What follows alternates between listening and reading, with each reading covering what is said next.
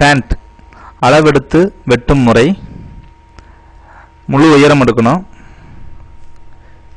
முழு உயரம் எடுக்கும்போது ஃபேண்ட் நம்ம எங்கே போட்டிருக்கோமோ அங்கிருந்து தர வரைக்கும் எடுத்துக்கணும். கஸ்டமருக்கு தேவையான அளவு நம்ம இந்த அளவு எடுத்துக்கணும். அளவு எடுக்கும்போது சரியான முறையில் எடுத்தால் தான் நம்ம வெட்டி தைக்கும்போது சரியாக இருக்கும். நல்லா பார்த்துங்க. முழு உயரம் 39.5, முழங்கால் உயரம் 22, அடிக்கால் உயரம் 29.5.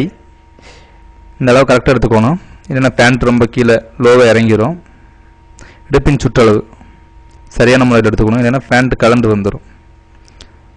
அடுத்த சீட் 2 அளவுமே கிட்டத்தட்ட 34. இவருக்கு வந்து வித்தியாசமான உடல் அமைப்பு. தொடையளவு 22,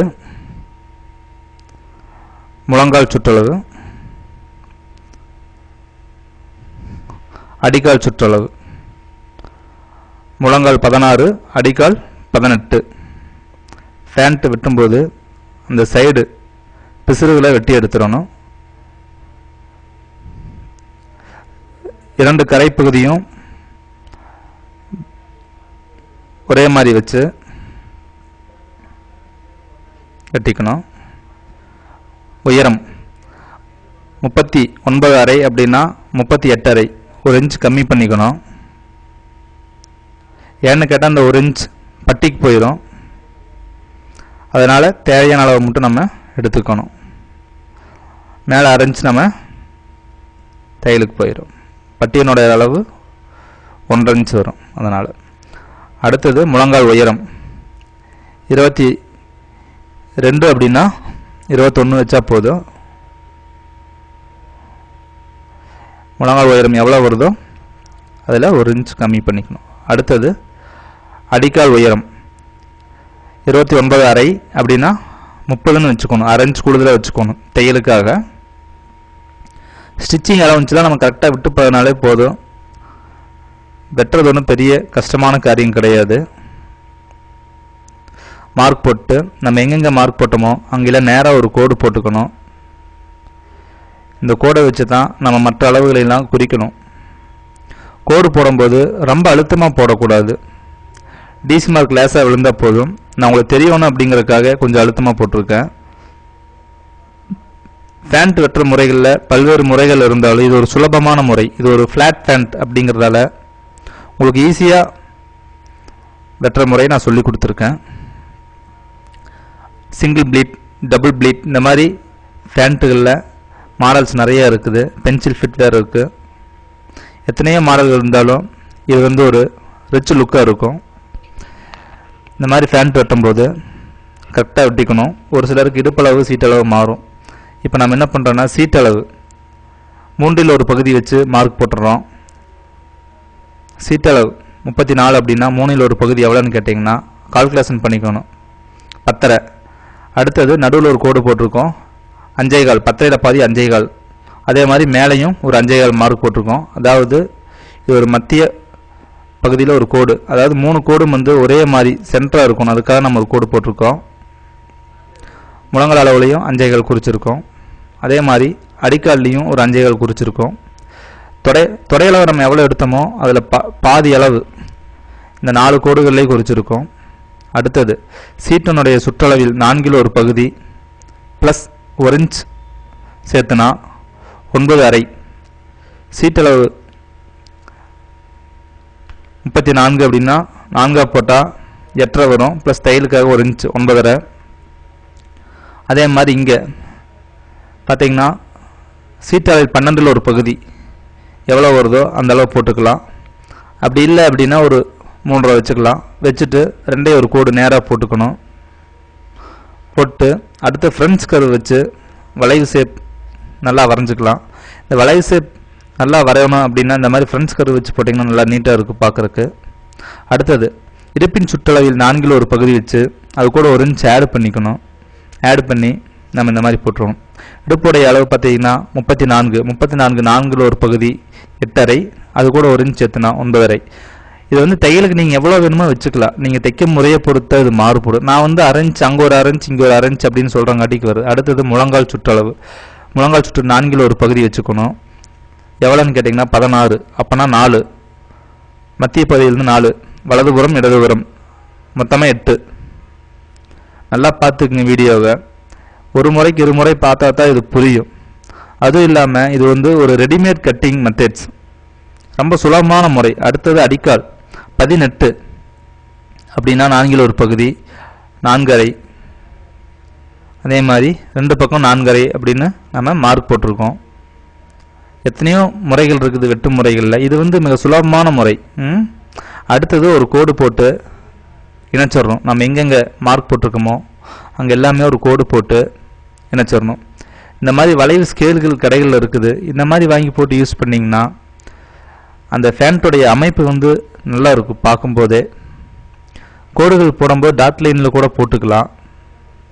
நீங்கள் ஆரம்பத்தில் இருக்குங்காட்டிக்கு எல்லா கோடுகளையும் கொஞ்சம் தெளிவாக போட்டிங்கன்னா ஈஸியாக இருக்கும். அடுத்தது பார்த்தீங்கன்னா இந்த தொடையினுடைய அளவு நம்ம அதிகமாக எடுத்திருந்தால் கூட இந்த தொடை விட்டு கீழே ஒரு 2 இன்ச் கீழே வந்து நீங்கள் டைட் பண்ணிக்கலாம். அப்போ வந்து உங்களுக்கு ஒரு ஃபிட்டிங் நல்லா இருக்கும். இது வந்து ஸ்டைலுக்கு தகுந்த மாதிரி மாறுபடும். இதில் வந்து நிறைய கட்டிங் மெத்தட்ஸ் இருக்குது. இப்போ நான் சொல்லிக் கொடுக்குற மெத்தட்ஸ் பார்த்தீங்கன்னா ஒரு ஆஃபீஸ்க்கு போட்டு போகக்கூடியவங்க போட்டிருக்க மாதிரி ஒரு ரிச் லுக் இருக்கும். இப்போ வெட்டுறோம். இந்த ஃப்ரண்ட் டப்பில் அரேஞ்ச் மார்க் பண்ணி வெட்டிக்கலாம், அல்லது இதை பார்த்து நீங்கள் இதே மாதிரி கூட வெட்டிக்கலாம். அரேஞ்ச் முன்னால் கம்மி பண்ணி அப்படியே நம்ம நேராக வெட்டுறோம். அடுத்து சைடில் வெட்டுறோம். சைடில் வெட்டும் போது அப்படித்தான் கத்திரியை வந்து மேலே தூக்கக்கூடாது, துணியை வந்து அப்படியே இருக்கணும். அப்படி துணி உங்களுக்கு வந்து கலையாமல் இருக்கணும் அப்படின்னா ஒரு குண்டூசி குத்திக்கலாம். நீங்கள் வந்து ஆரம்பத்தில் பழகிறங்காட்டிக்கு ஒரு குண்டூசி வச்சு குத்திட்டிங்கன்னா வெட்டும்போது ரொம்ப சுலபமாக இருக்கும்.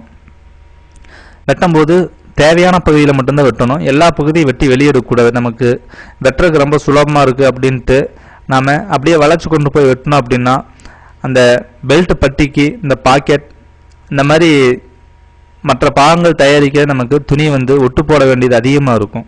அதனால் தேவையான பகுதியில் மட்டும்தான் வெட்டணுமே தவிர மற்ற இடங்களில் நம்ம கண்டிப்பாக வெட்டவே கூடாது. இது எல்லாமே உங்களுக்கு ஒரு டைமுக்கு 2 டைம் பார்த்தீங்கன்னா கண்டிப்பாக புரியும். அப்படி உங்களுக்கு புரியல அப்படின்னா என்னுடைய தொலைபேசி எண்ணை கூப்பிட்டு உங்களுடைய சந்தேகங்களை கேட்டுக்குங்க. இது வந்து சிடி வடிவில் இருக்குது. கிட்டத்தட்ட உங்களுக்கு பல்வேறு முறைகள், பேண்ட்டில் எத்தனை முறைகள் இருக்குதோ அது எல்லாமே உங்களுக்கு இருக்குது. இது எல்லாமே ஒரு ஃபார்முலா பேஸ் பண்ணி வரக்கூடிய ஒரு முறைகள். இப்போ ப்ராக்டிக்கலில் பார்த்தீங்கன்னா ஒருத்தருக்கு வந்து சீட்டளவும் இடுப்பினுடைய அளவும் மாறுபடும். அதுக்கு தகுந்த மாதிரி கட்டிங்கில் நிறைய மாற்றங்கள் பண்ணணும். தொடையளவு, முழங்கால் அளவு, அடிக்கால் அளவு, இந்த மாதிரி ஸ்டைல் மாறக்கூடிய இடங்கள் வந்து இது தான். ஸோ இதனால் நம்ம நிறைய விஷயங்களை தெரிஞ்சுக்கணும் அப்படின்னா கற்றுக்கிட்டா தான் முடியும். இது வந்து ஒரு ஃப்ளாட் பேண்ட் அப்படின்னங்காட்டிக்கு ஒரு சராசரி உடல் அமைப்பு இருக்குங்களுக்கு நாம் வெட்டுறோம். இப்போ நம்ம என்ன பண்ணியிருக்கோன்னா ஃப்ரண்ட் தட்டு எடுத்து அப்படியே வச்சுருக்கோம். பேக் தட்டு வெட்டுறதுக்காக துணியை திருப்பி வச்சுருக்கோம். இது வந்து 9.5 இன்ச், சைட்லேருந்து 9.5 இடுப்பு சுற்று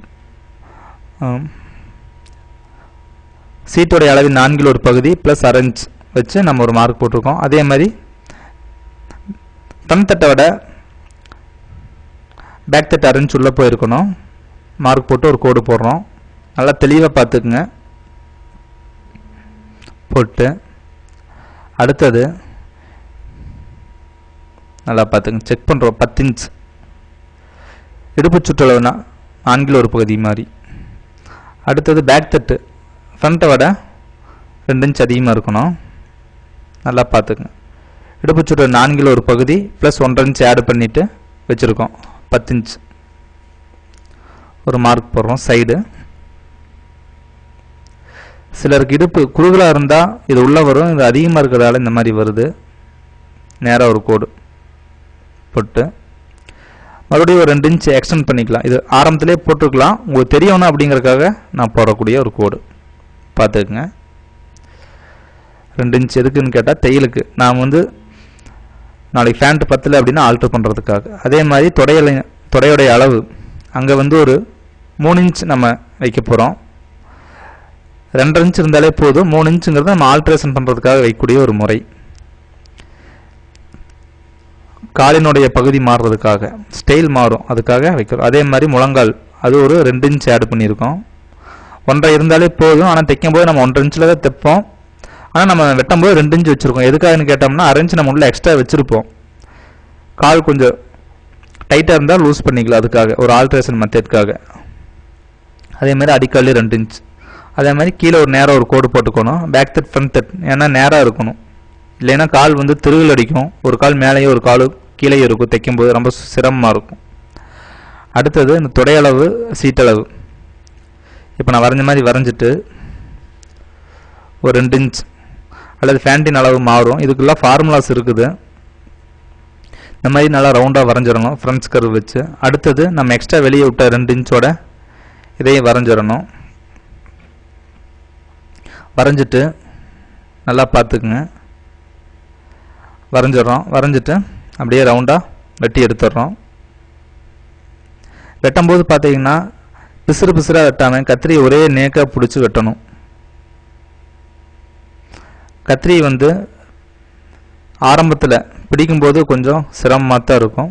இப்போ நம்ம செக் பண்ணுறோம் பேக் தட் ஃப்ரண்ட் தட் ஒரே அளவாக இருக்கான்னு. கொஞ்சம் பெருசாக இருக்கிறதால லைட்டாக இதை வந்து நம்ம சைஸ் பண்ணுறோம், ஒரே அளவில் வெட்டிக்கிறோம். இந்த மாதிரி வெட்டும்போது நம்ம சைடு அடிக்கும்போது ஒரு தட்டு பெருசாக ஒரு தட்டு சிறுசாக வர்றதுக்கு வாய்ப்பு குறைவு. இதில் பார்த்தீங்கன்னா வெட்டும்போது உங்களுக்கே தெரியும் பேக் தட் ஃப்ரண்ட் தட் ஒரே அளவாக இருக்குது. துணியை வந்து திருப்பக்கூடாது, நாம தான் அந்தலில் போய்க்கணும்.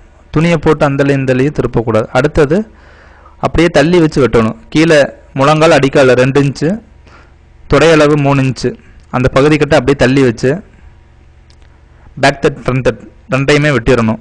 சரியான முறையில் வெட்டணும். ஃப்ரண்ட் தட் அளவு தான் பேக் தட்டை வெட்டணும், அதை எக்ஸ்ட்ரா வெட்டக்கூடாது, காலினுடைய அமைப்பு மாறிடும்.